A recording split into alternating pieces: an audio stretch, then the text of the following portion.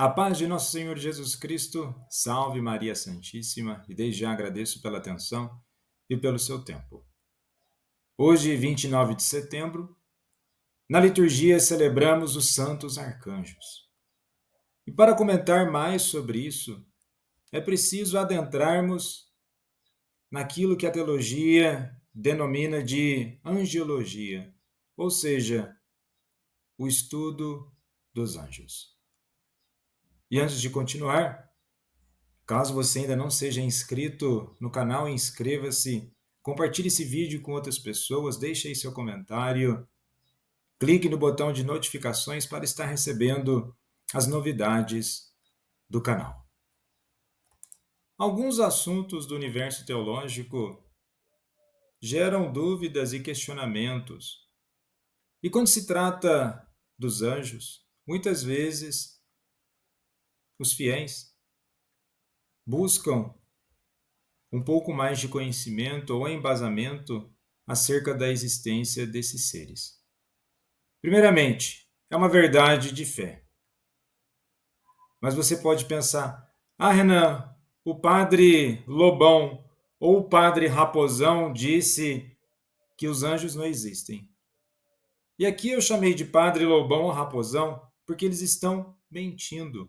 Se há uma verdade de fé e num cursinho de verão ou em qualquer outra realidade ele disse que não existe, ele está negando o catecismo da Igreja Católica, ele nega o catecismo romano, ele nega o catecismo de São Pio X e também nega principalmente, fundamentalmente, as escrituras. Então, cuidado quando você ouvir certas pessoas tentando simplesmente negar as coisas sem nenhum embasamento teológico. O vídeo aqui não tem como intuito trazer polêmica ou ficar apontando o dedo para as pessoas se elas estão falando as coisas certas e erradas. O intuito, como sempre, é trazer um conhecimento, aquilo que diz respeito, à nossa doutrina da fé católica. E para isso eu citei os catecismos da Igreja Católica, assim como a Sagrada Escritura. Não pense aqui só porque eu citei o Catecismo Romano, de Trento, ou o Catecismo Maior de São Pio X, que estou sendo tradicionalista. Muito pelo contrário. Utilizar desses catecismos é recorrer à tradição católica, assim como recorrer às Escrituras, que é a base da nossa fé, é simplesmente trazer luz à proposta do tema de hoje.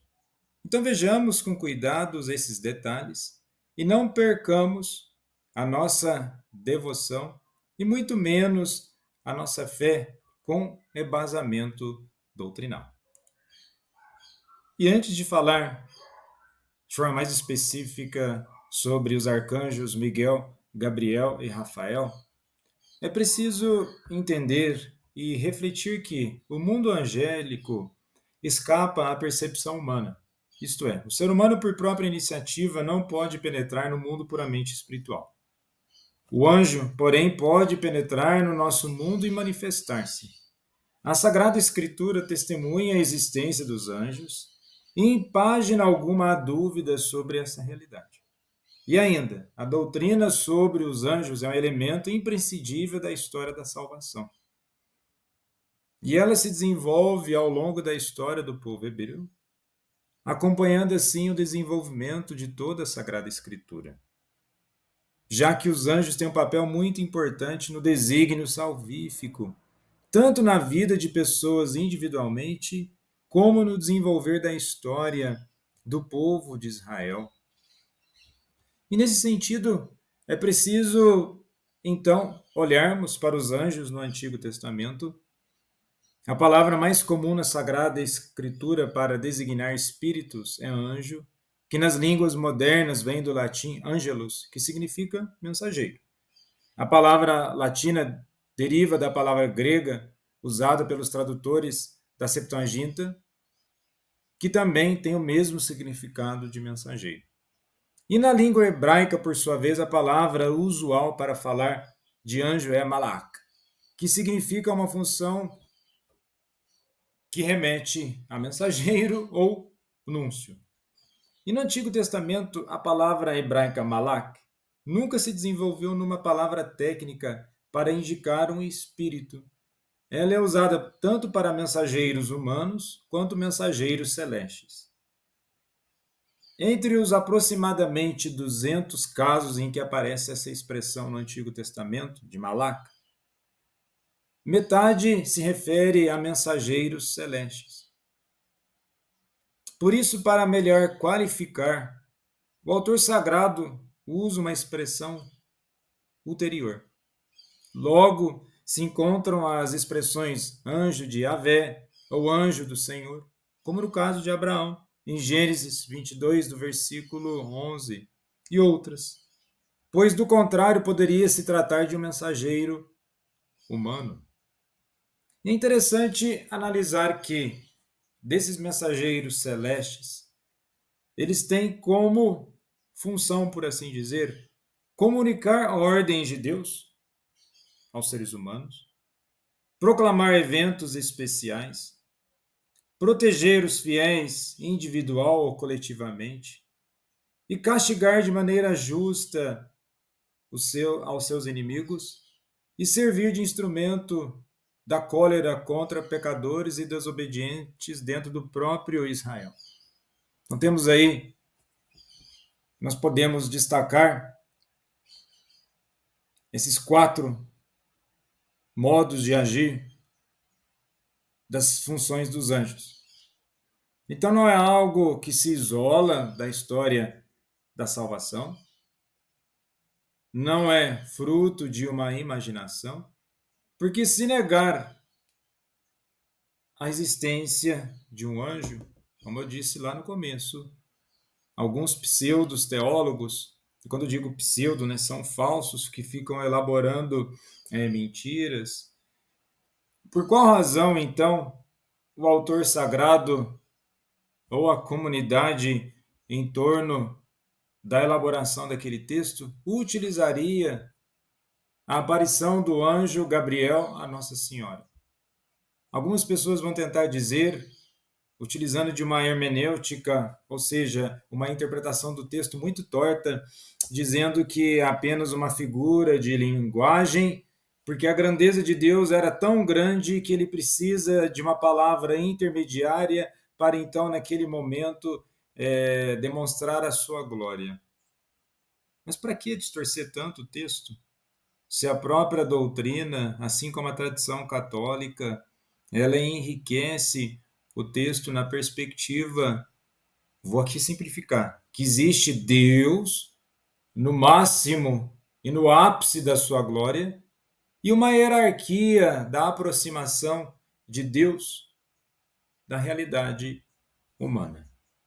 Outros aqui vão querer recorrer ao dizer que os anjos são adaptações de outras culturas e literaturas, e pelo fato dos evangelhos terem escritos dentro de uma realidade de uma influência grega, eles utilizam elementos do mundo helênico para então incorporar à linguagem bíblica a aparição de um anjo. Mas vejamos que a citação dos anjos, elas entram antes do contexto da influência grega.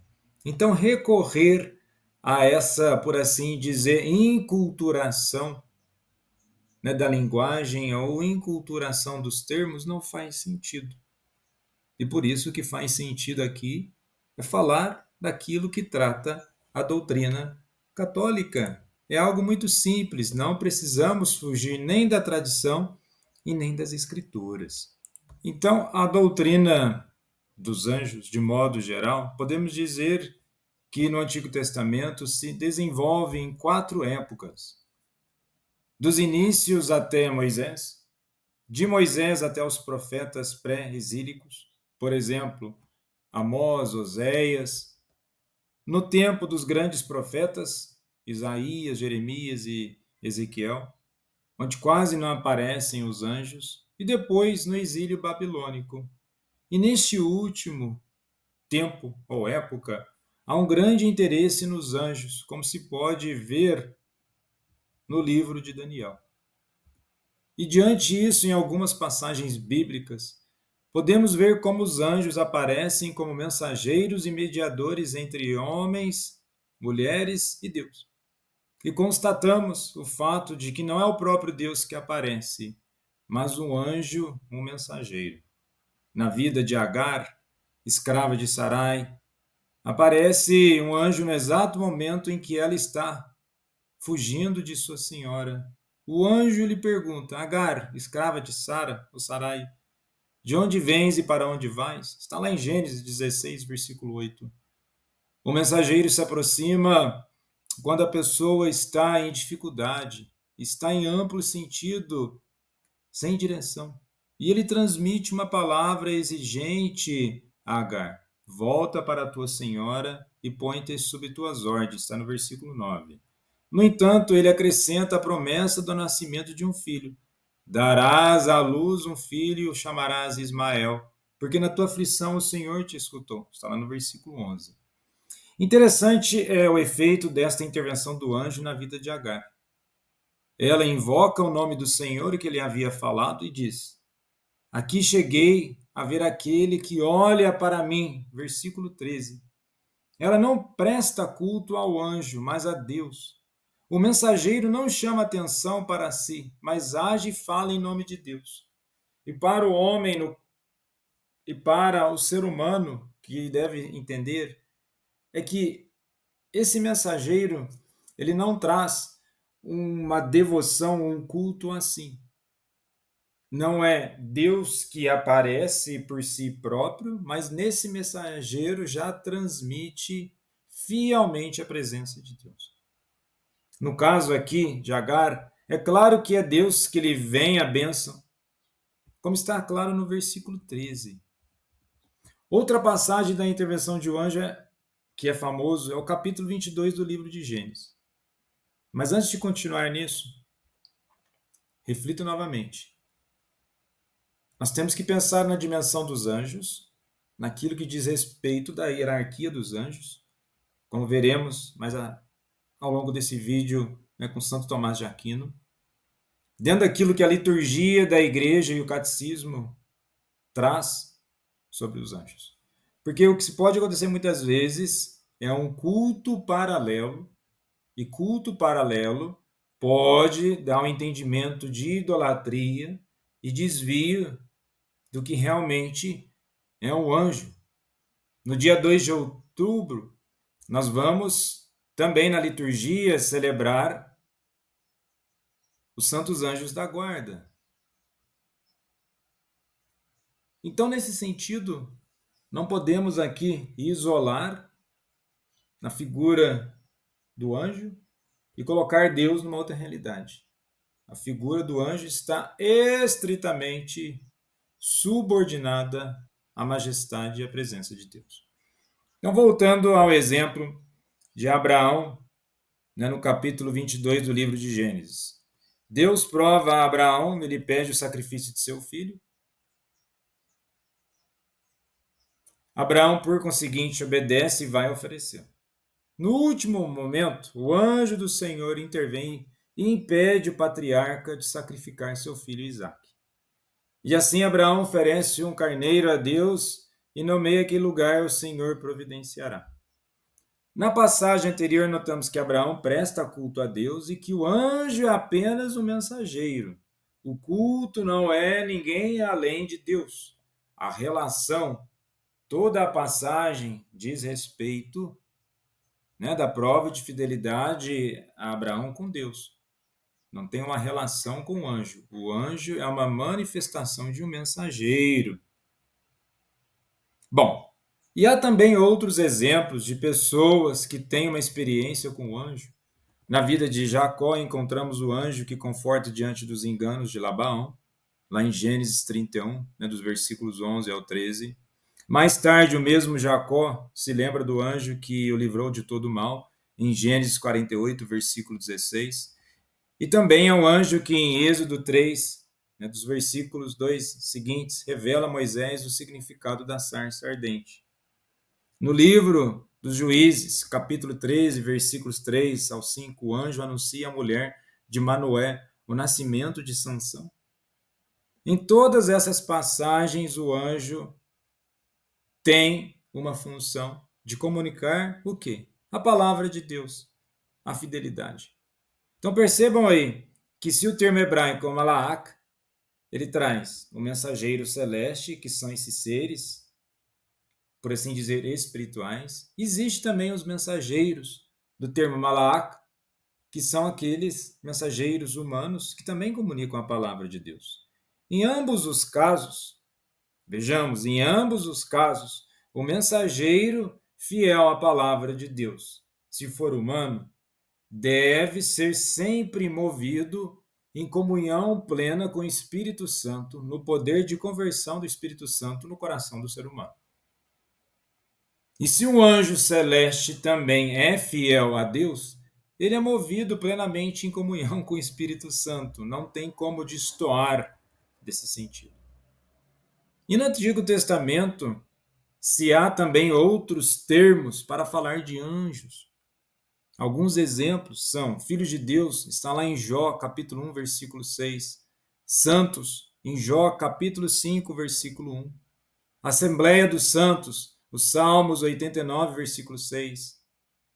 Heróis, Salmo 103, versículo 20. Vigia ou vigilantes, aqui interessante, né? Eu mencionei a questão dos santos anjos da guarda. Está lá em Daniel, capítulo 4, versículo 10, depois versículo 14 e versículo 20. Exército do céu. Está no primeiro livro de Reis, capítulo 22, versículo 19.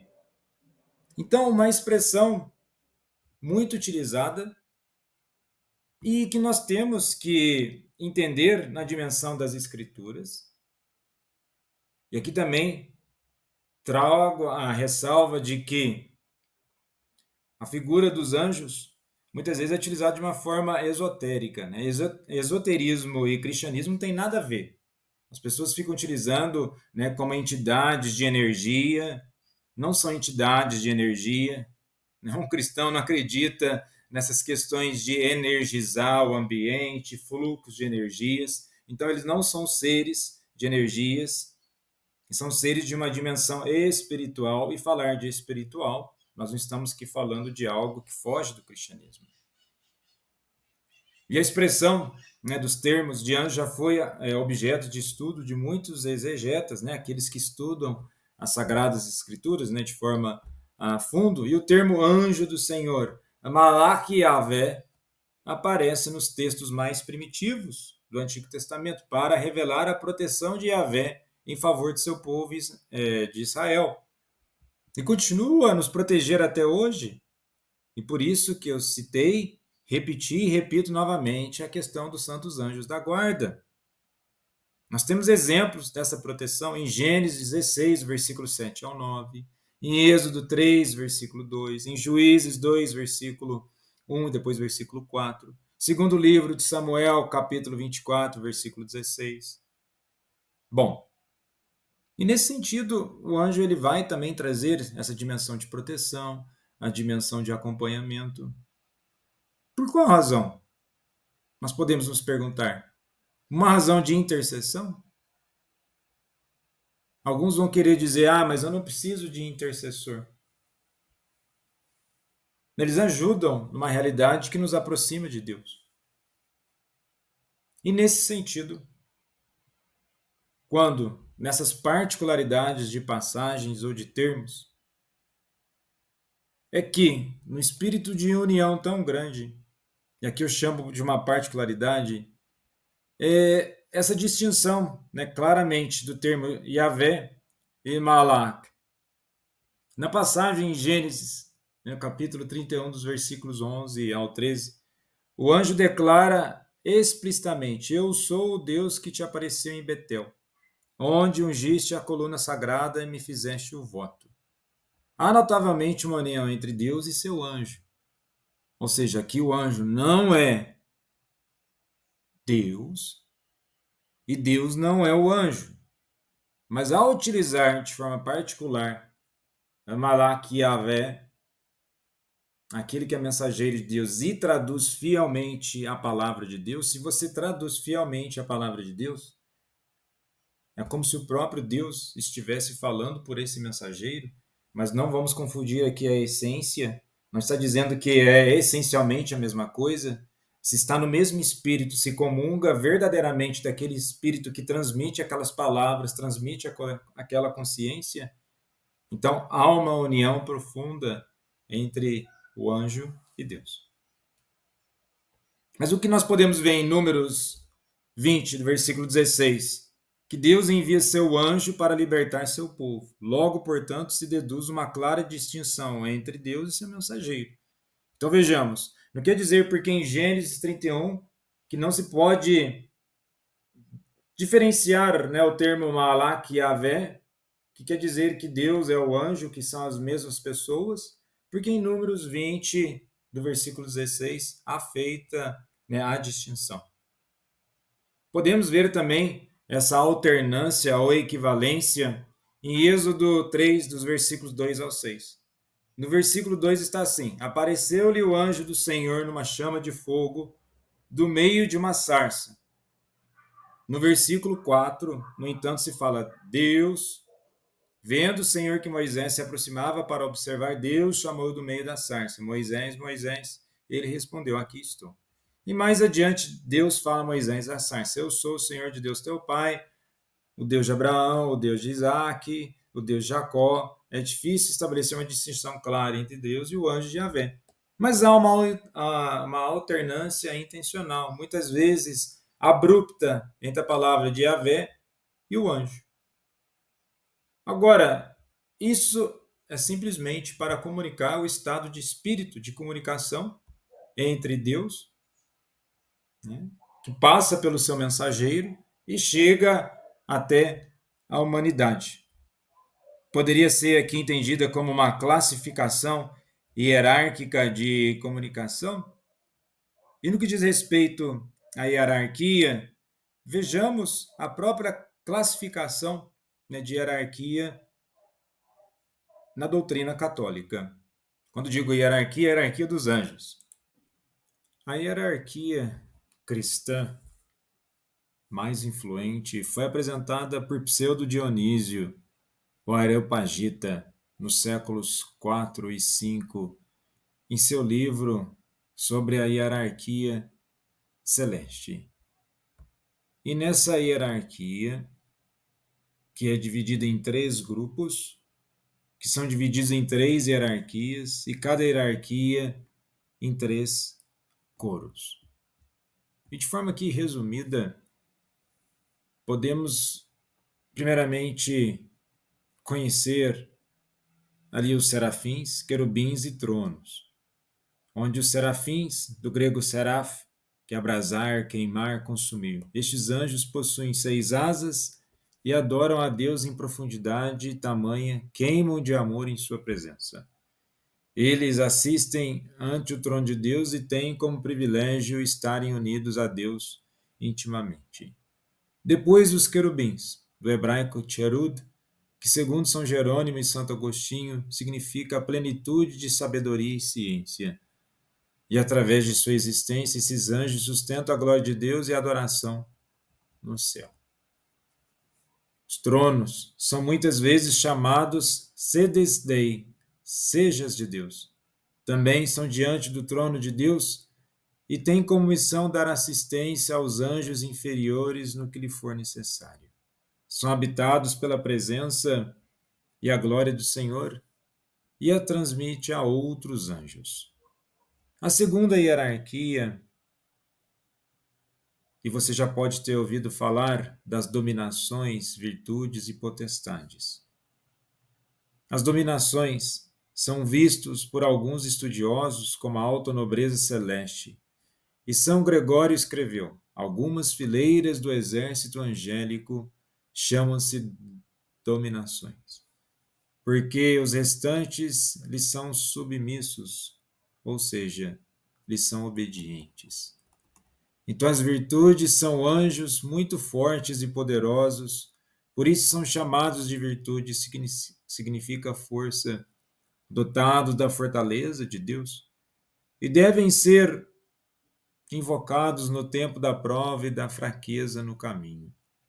Eles têm a missão de eliminar os obstáculos que se opõem ao cumprimento das ordens de Deus, afastando os anjos maus que oprimem e seduzem as nações para tirá-las da vontade e providência divina. E temos aqui ainda nessa hierarquia potestades que são verdadeiros condutores da ordem sagrada.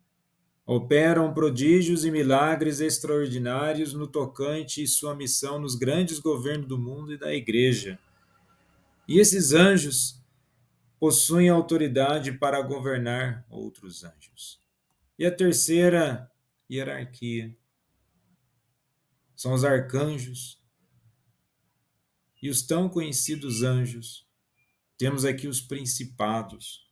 A palavra principado vem de príncipe. E esses anjos possuem uma autoridade especial, pois presidem os reinos, as cidades e as dioceses. Logo, são anjos que possuem uma ação mais extensa e universal.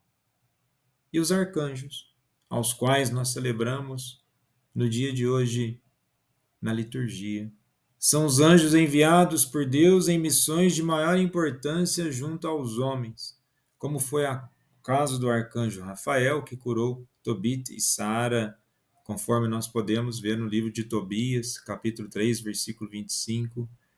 Gabriel, que anunciou a Virgem Maria, e Miguel, que é citado no livro do Apocalipse, capítulo 12, versículo 7. E temos os anjos, que adoram a Deus servindo diretamente ao ser humano, criado à imagem e semelhança de Deus.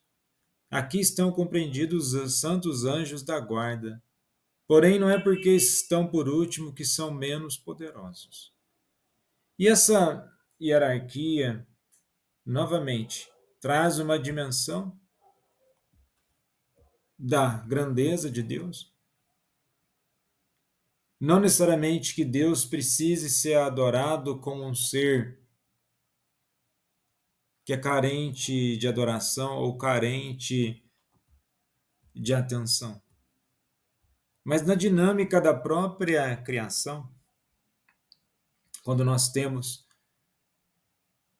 essa questão hierárquica, muitas vezes as pessoas enxergam a criação de uma forma muito fechada, quando Deus acima de tudo,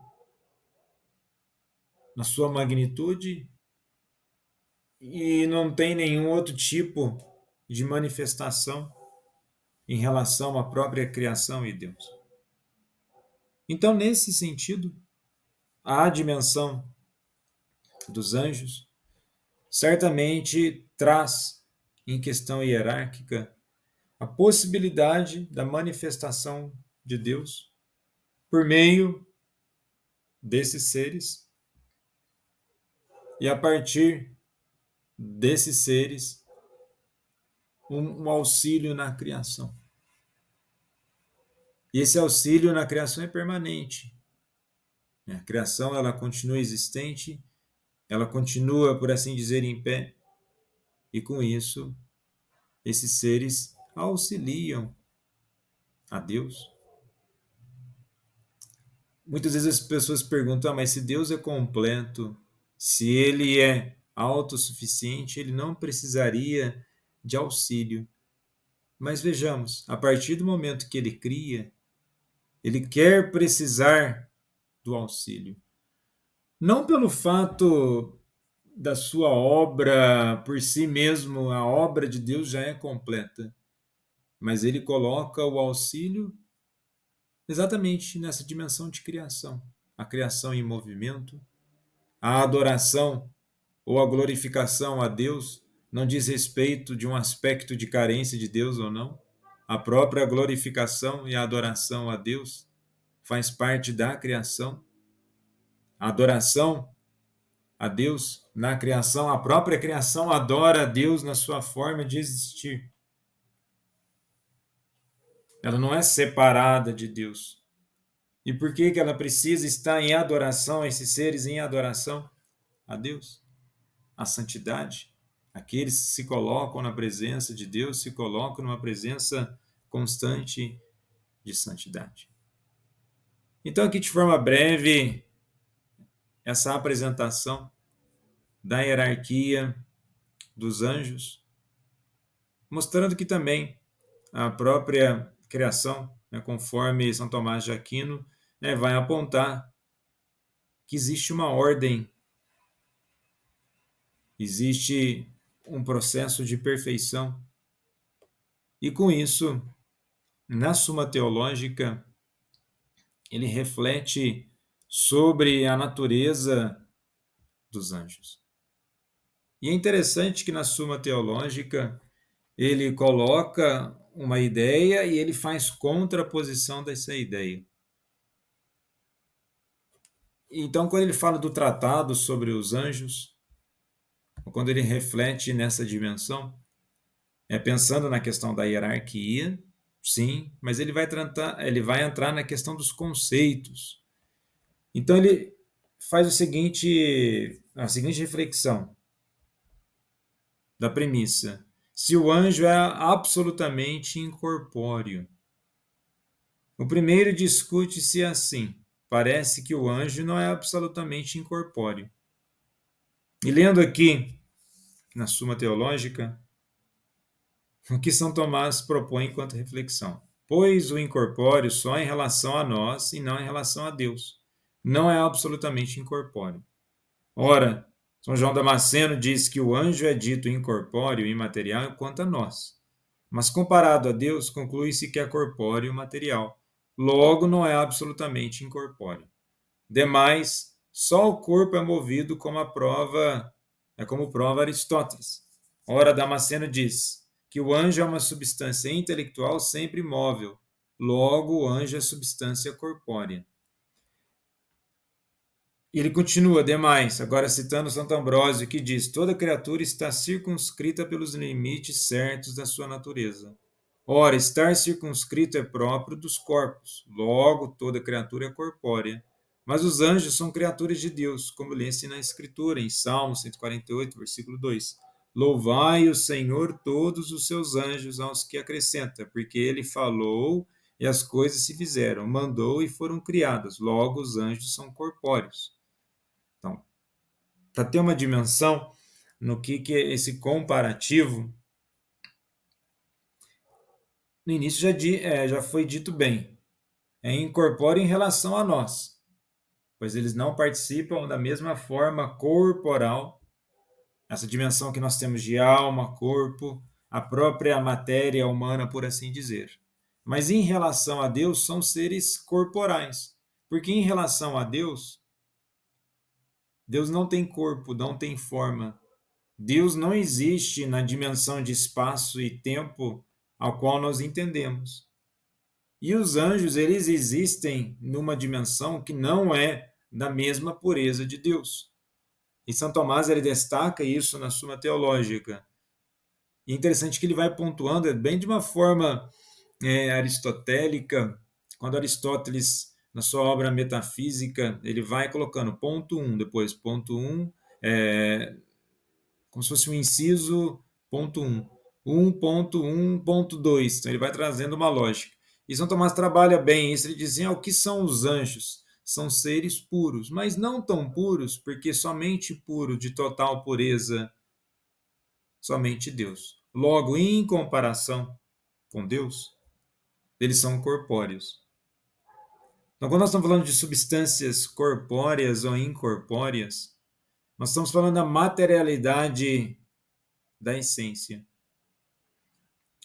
Para pensarmos aqui, se eu puder simplificar, quando nós falamos de essência, nós estamos falando da questão de ontologia. O que é ontologia? É o estudo do ser. Então, os anjos, eles em grau de criação, eles são incorpóreos comparado à dimensão do ser humano. Mas comparado a Deus, a sua natureza angelical não pode ser tão pura, não no aspecto de não poder pelo fato de si mesmo, mas não é de suma pureza ou de perfeição, porque de tal modo só Deus é assim. Agora, as substâncias incorpóreas são o meio termo entre Deus e as criaturas corpóreas. Então, como eu disse na hierarquia dos anjos, eles são auxiliadores, são mensageiros entre Deus e o ser humano. E aqui nós podemos, né, na continuidade, na questão da hierarquia, apontar que até mesmo a questão de movimento, aqui nós estamos pensando numa questão grega, metafísica, quando eu digo grega, mas também agora já no entendimento do próprio teologia em conceitos modernos, quando nós pensamos em movimento, né, dinamis, o fato de algo precisar movimentar é porque esse algo ele precisa subsistir. Mas nada subsiste em si mesmo, pois coisa alguma que foi criado tem a origem em si mesmo. Ou seja, a movimentação das coisas, o próprio fato de nós existirmos, nós nos movimentamos. O que é esse movimento? Nós ocupamos espaço, tempo, é um princípio de movimento. E a ocupação desse movimento é para que possamos continuar a existir. Sem esse movimento, não há possibilidade de existência, pois para algo existir, naquilo que diz respeito aos seres humanos, é preciso estar vivo. Então, se não tem vida, não está em movimento, né? A dinamis, todo o metabolismo biológico, por assim dizer. Mas por que eu estou falando isso? Da mesma forma, os anjos, para eles continuarem existindo, eles precisam de movimento, mas esse movimento não está nele mesmos, e sim em Deus. Então, a única substância, por assim dizer, substare, que sustenta tudo, que realmente é pura, que não foi originada em nenhuma outra coisa fora de si, é Deus. Então, os anjos, eles partem dentro da ordem da criação, eles partem do próprio Deus para auxiliar na criação. E Deus quis assim, volta lá atrás, ele provavelmente não precisaria, mas ele quis assim, até nessa questão da hierarquia, no sentido, né, de auxílio entre a criação, né, e Deus e a humanidade. Voltando a nossa atenção para as Escrituras, e convido você, caso esteja com a sua Bíblia em mãos, conferir, né, nos Evangelhos citações as quais falam dos anjos. Então, a concepção dos anjos no Novo Testamento se baseia nas ideias do judaísmo tardio.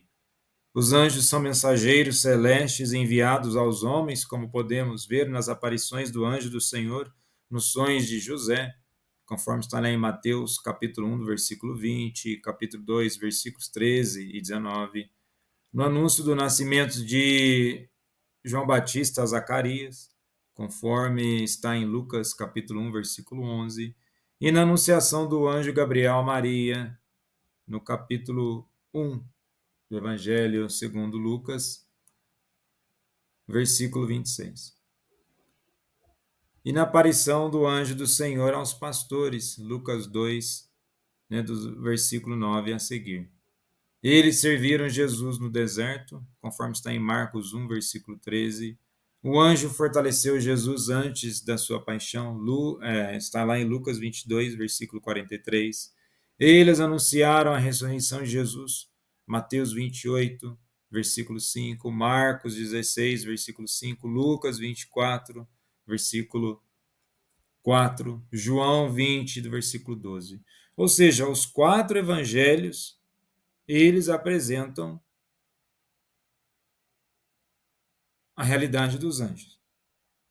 Né, os evangelhos sinóticos, né, Lucas, Mateus e Marcos, e o evangelho de João. E aparecem em forma de homens em vestes brancas como a neve, conforme nós podemos conferir em Mateus 28, versículo 3. E depois da ascensão de Jesus, eles aparecem aos discípulos como homens vestidos de branco. Está lá em Atos 1, versículo 10.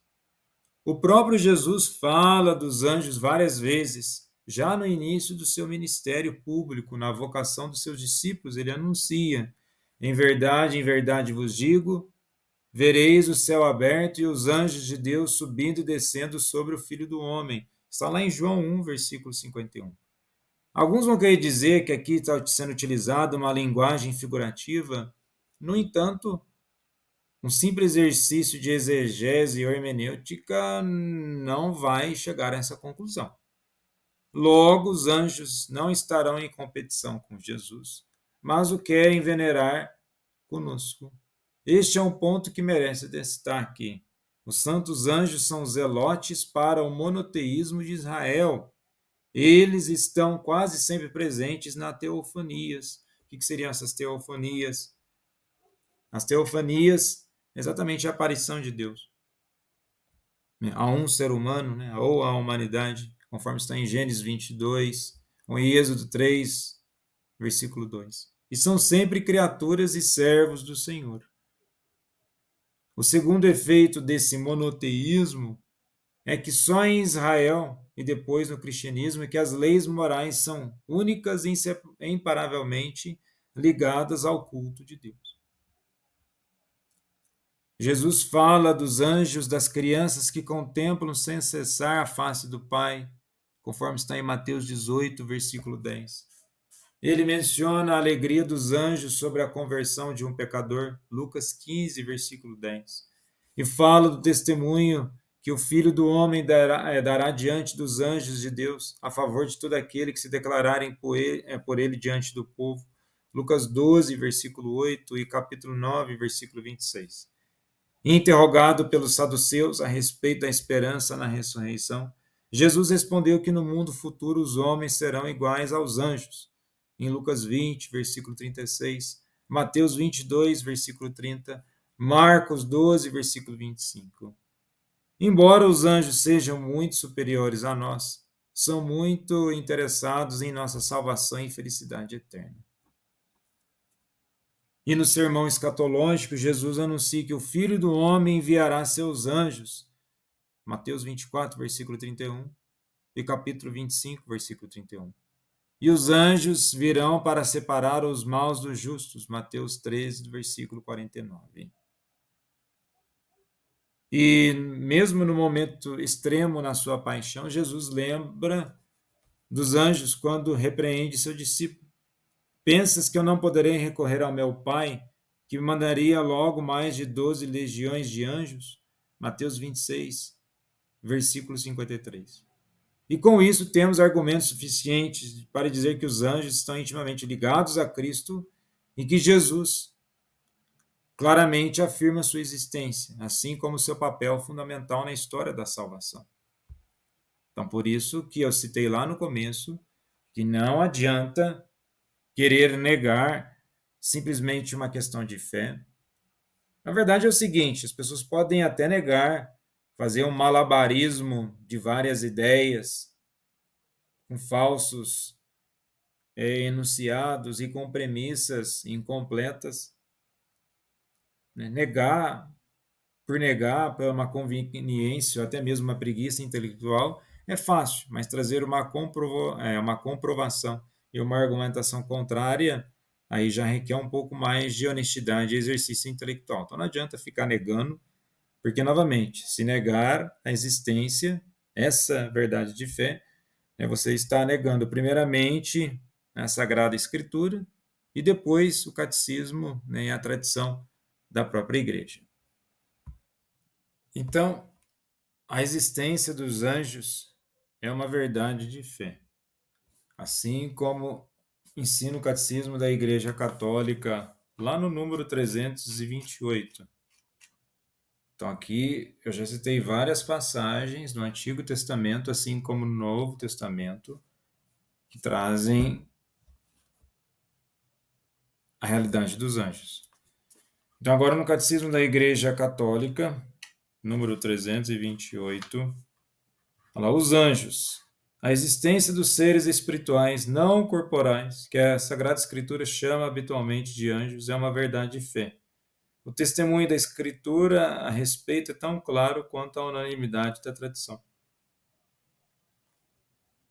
E aqui na sequência tem até um questionamento de Santo Agostinho, né, no número 328, onde ele pergunta: quem são os anjos? Anjo mensageiro é designação de encargo, não de natureza. Se perguntares pela designação da natureza, é um espírito. Se perguntares pelo encargo, é um anjo. É espírito por aquilo que é anjo por aquilo que faz. Por todo o seu ser, os anjos são servidores e mensageiros de Deus, porque contemplo constantemente a face de meu Pai que está nos céus. Isso no catecismo da Igreja Católica, né? Se nós recorrermos ao Catecismo Maior de São Pio X, lá na página 203, onde fala sobre o resumo da história do Antigo Testamento, né, na criação do mundo, temos no item 13, dos anjos. Antes do homem, que é a criatura mais perfeita do mundo sensível, havia Deus criado uma infinita multidão de outros seres de natureza mais elevada que o ser humano, chamados anjos. Os anjos, sem forma nem figura alguma sensíveis, porque são puros espíritos criados para subsistir, sem ter de estar unidos a nenhum corpo, haviam sido feitos por Deus à sua imagem, capazes de conhecê-lo e amá-lo, livres para fazer o bem e o mal. Então, isso no Catecismo, né, de São Pio X. Se formos lá no Catecismo Romano, né, o Catecismo de Trento, na página 591. Iniciamos na página 90, mas também na página 91. Então tá lá, Deus Pai como Criador, por haver otorgado ao homem essa singular prerrogativa, é com razão que as Sagradas Escrituras dão a Deus o nome de Pai de todos os homens, tanto dos fiéis como dos infiéis. Então, quando chama de Pai, traz essa dimensão. E aqui temos as razões, porém, de se atribuir a Deus o nome de Pai. Teremos facilidade de explicá-las pelo que já foi dito acerca da criação, o governo do mundo e da redenção. Ora, Deus criou o homem à sua imagem e semelhança, mas não conferiu igual prerrogativa aos outros seres inanimados. E na sequência, né, de Deus, né, Pai como providência no item 3, né, tem a lógica, uma sequência. Mas para que na exposição dessa doutrina sobressaia melhor o paternal cuidado de Deus pelos seres humanos, parece-nos oportuno dizer alguma coisa sobre a proteção dos anjos, a cuja guarda os seres humanos foram confiados. Vejamos, o cuidado faz parte do plano da salvação. Então entende-se claramente com anjos seres espirituais não corporais, conforme mencionei agora. E o fato de que a Igreja, ao longo de sua tradição milenar, sempre acreditou em anjos é mostrado nos símbolos da fé. E temos aí os mais significantes. O primeiro concílio de Nicéia, o primeiro concílio ecumênico de 325. Depois temos, na sequência, dos concílios, o concílio de Constantinopla, que é o segundo concílio ecumênico, 381. O quarto concílio de Latrão, que é o 12º concílio ecumênico, que no ano de 1215 definiu a fé católica na profissão de fé. Ou seja, há uma elaboração, nos séculos sobre essa questão dos anjos. E chegando a uma realidade mais próxima da Igreja, o Concílio Vaticano II menciona em vários textos da Constituição dogmática sobre a Igreja Lumen Gentium os anjos. Nós podemos conferir isso no número 49, 50, 56, 66, 69, que traz exatamente a importância, dos anjos no plano da salvação. Porque muitas vezes tem essa ideia, ou percebe-se algumas pessoas falando que essa ideia de anjos é ultrapassada ou do período medieval. Não, mas não é. O próprio Concílio do Vaticano II, no Lumen Gentium, traz essa reflexão. E nas suas catequeses, né, sobre Deus, saindo um pouco ali, né, do Concílio Vaticano II, já posteriormente, né, no ano de 1986, o Papa João Paulo I dedicou várias catequeses acerca dos anjos. Então, assim, não se trata de uma fantasia. E podemos pensar também Bento XVI, que em 2009 disse que os anjos são sinal da presença de Deus e se deixássemos de crer neles, eliminaríamos uma parte do evangelho. E de fato, ele tem razão.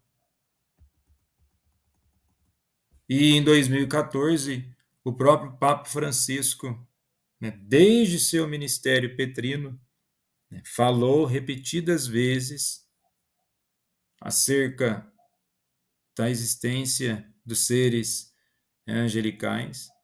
Muitas vezes o que o Papa Francisco fala é do diabo. E se buscarmos, né, nos próprios ensinamentos do Papa Francisco, né, na festa dos Anjos da Guarda, no dia 2 de outubro de 2014, ele afirmou que cada um deve acreditar no anjo da guarda. Ele, o anjo da guarda, é um fiel companheiro de viagem. O Santo Padre ainda convidou a não considerar a doutrina dos anjos um pouco fantasiosa, pois trata-se de uma realidade. Então, ponto. Trata-se de uma realidade. Então, não queira tentar utilizar de argumentos vazios e rasos, né, querendo apontar que isso é simplesmente uma crença do passado. Não é. E com isso, na liturgia de hoje, celebramos, né, os santos anjos e arcanjos. São Miguel, que é considerado aí, quando fala de ser um dos príncipes supremos entre os anjos, ele é um anjo guerreiro que luta, né, contra o diabo e defende o povo de Deus. E temos citações bíblicas, principalmente no livro de Daniel. Então confira aí, Daniel capítulo 10, versículo 13. Depois Daniel capítulo 10, versículo 20 ao 21. Capítulo 11, versículo 1. Onde Miguel ajudou a lutar contra o príncipe da Pérsia e da Grécia e tinha recebido a ajuda do anjo da visão de Daniel. Depois Daniel 12, versículo 1. O arcanjo Miguel virá no fim dos tempos e terá um papel importante. Em Judas, capítulo 1, versículo 9, o arcanjo Miguel entrou em uma disputa com o diabo pelo corpo de Moisés, quando ele morreu. Apocalipse 12, versículo 7 ao 9, esta visão fala sobre uma grande batalha nos céus. Então aqui nós já temos as passagens que dizem respeito de Miguel. No anjo Gabriel, que é um mensageiro confiado para entregar várias mensagens importantes em nome de Deus, aparece a pelo menos 3 pessoas na Bíblia. Primeiro, ao profeta Daniel, no capítulo 8, versículo 16. Onde está dito, está aí na Bíblia: eu ouvi uma voz de homem que vinha das margens do rio Ulaí, que gritou assim: Gabriel, explique a visão a esse homem. Depois, ao lado do sacerdote Zacarias, para predizer, anunciar o nascimento milagroso de João Batista, Lucas 1, versículo 19. E finalmente a Virgem Maria, para dizer que ia conceber e ter um filho, Lucas 1, versículo 26 ao 38. E o nome Gabriel significa Deus é grande.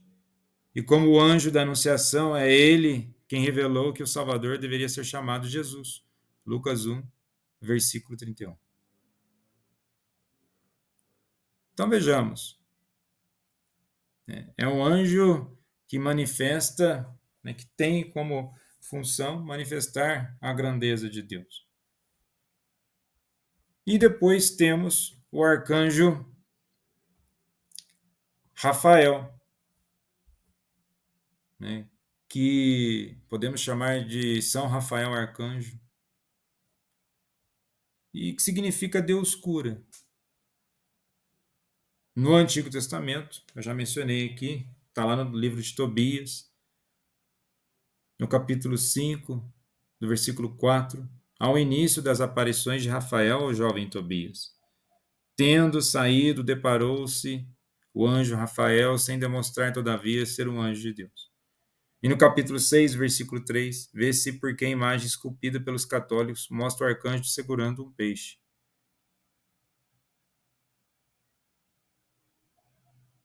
Então, tradicionalmente, o arcanjo, Miguel, o guerreiro, representado com uma espada, o Gabriel, aquele que comunica, que traz a mensagem, que Deus, lembrando que Deus é grande, e Rafael, aquele que cura. E por curiosidade, de 1921 até 1969, o arcanjo Rafael, ele tinha uma festa sozinha, no calendário romano geral, no dia 24 de outubro. Agora, a veneração aos anjos não está limitada a qualquer dia particular. Então, assim, eu citei desde o começo a questão dos anjos, essa realidade, onde que Miguel, Gabriel e Rafael estão na Bíblia, na Sagrada Escritura, tendo papel de grande relevância e importância na história da salvação. Então, não se trata de uma crença qualquer. E a orientação que sempre fica é que a nossa devoção traga sempre mais a aproximação total com Deus. A finalidade dessa devoção aos santos é para nos santificar. Quem santifica sempre é Deus.